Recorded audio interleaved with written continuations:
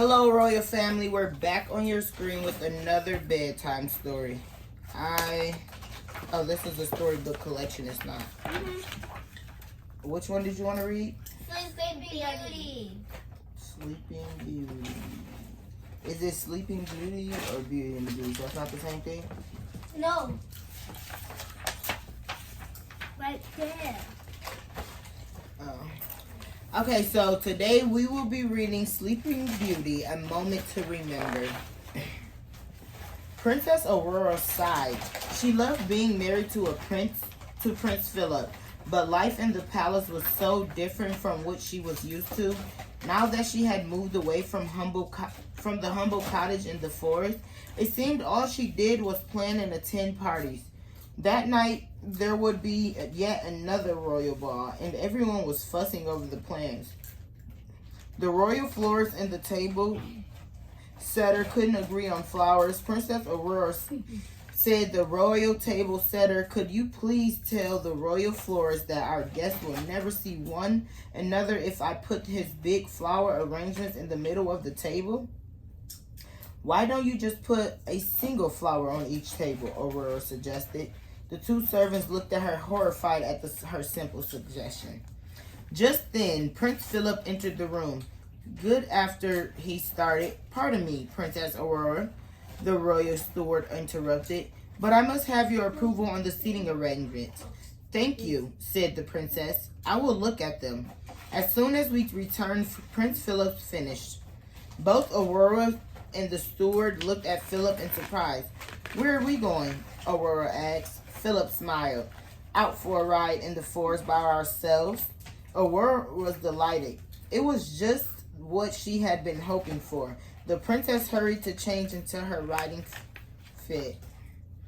But as the couple started to leave the stable, the royal equestrian guards insisted they escort the prince and princess.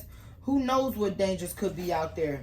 the head of the guard said. Aurora knew that the forest was perfectly safe. She leaned down and whispered to Philip's horse, "Samson." The horse whinnied and charged away from the palace. Aurora's horse Buttercup galloped after them. Before long, the guards were far behind.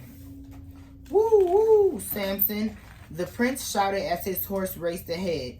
"It's all right, Philip," Aurora called. "We'll slow down as soon as we lose the guards."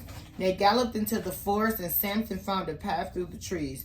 The horse followed it for a while, then stopped very suddenly. Philip sailed over Samson's head and landed in a stream.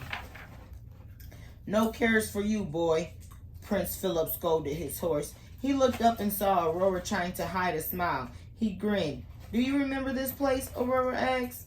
Philip waded out of the stream and looked around the clearing. He pulled off his boots and dumped the water out of them. Then he set them in the sun to dry. Aurora took off her shoes too. She spun around gracefully, humming a tune. "Yes," Prince Philip said softly. "I remember this place. This is where we first met. I heard you singing sweetly, and then we danced together for the first time." "I will never forget that day," said Aurora. "No matter how busy we get with our royal duties." Philip and Aurora smiled, wishing they could bring the peacefulness and the glade back to the palace. Philip picked a flower and handed it to Aurora. Aurora took the gift and beamed. After a beautiful afternoon together, Aurora finally said, "We should go back and get ready for the ball." "You go ahead, dear," Philip said. "I'll be back soon."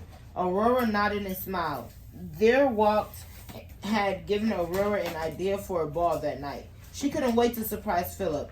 Meanwhile, Philip had an idea of his own. "Not a word of this to the princess," he said to her animal friends as they began to gather some flowers.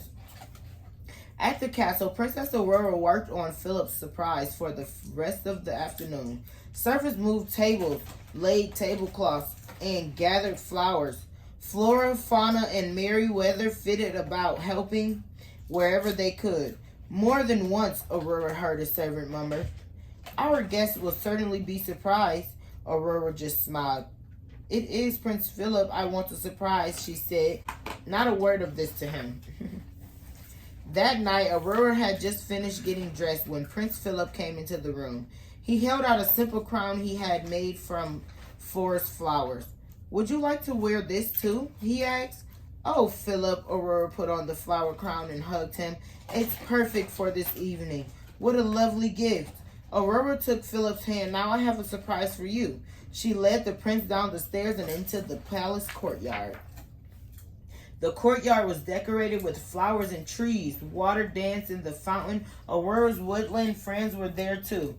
The glade will always be in our hearts, Aurora whispered, but now it is in our palace too. Just then, King Hubert came over.